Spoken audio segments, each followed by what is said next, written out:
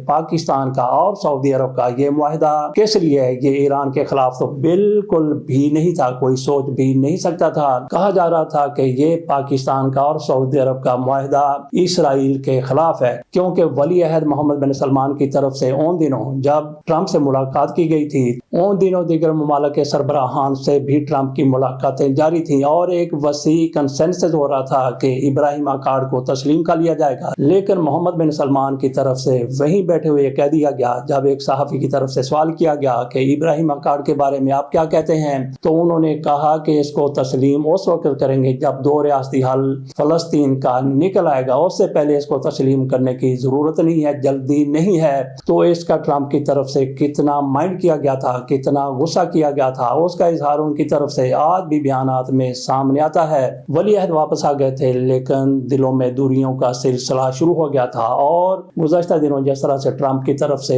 ان کے بارے میں توہین آمیز ریمارکس دیے گئے تھے، اس سے اندازہ کیا جا سکتا ہے کہ سعودی عرب میں کیا سوچا جا رہا ہوگا۔ اور جس طرح سے کہا جا رہا تھا جب یہ پاکستان کا اور سعودی عرب کا معاہدہ ہوا تھا کہ یہ معاہدہ اسرائیل کے خلاف ہے، اور نظر یہی آتا ہے کہ اصل میں بھی اب یہ حقیقت واضح ہو رہی ہے کہ یہ معاہدہ ان دنوں کیا گیا تھا، لیکن ان دنوں معاہدہ کیا گیا تھا سعودی عرب کے کہنے پر، اور یہ ایران کے خلاف ہی معاہدہ استعمال ہونا تھا۔ لیکن بظاہر جس طرح سے نظر آ رہا تھا وہ اب حقیقت ہو کے سامنے آ گئی ہے۔ ان دنوں جس طرح سے نظر آ رہا تھا کہ یہ معاہدہ پاکستان اور سعودی عرب کا اسرائیل کے خلاف ہے، اور آج یہ ثابت ہو رہا ہے کہ یہ معاہدہ اسرائیل کے خلاف ہی، کیونکہ جس طرح سے ٹرمپ کی طرف سے ولی عہد کی تضحیق کی گئی، تذلیل کی گئی، ان کے بارے میں جس طرح سے منفی باتیں کی گئی، جس طرح سے ان کے بارے میں انہوں نے ریمارکس دیے، تو ان کے دل میں یہ بات موجود تھی۔ اب یہ نظر آتا ہے کہ سعودی عرب امریکہ کو وہاں سے چلتا کرے گا، اور یہ معاہدہ نہ صرف یہ کہ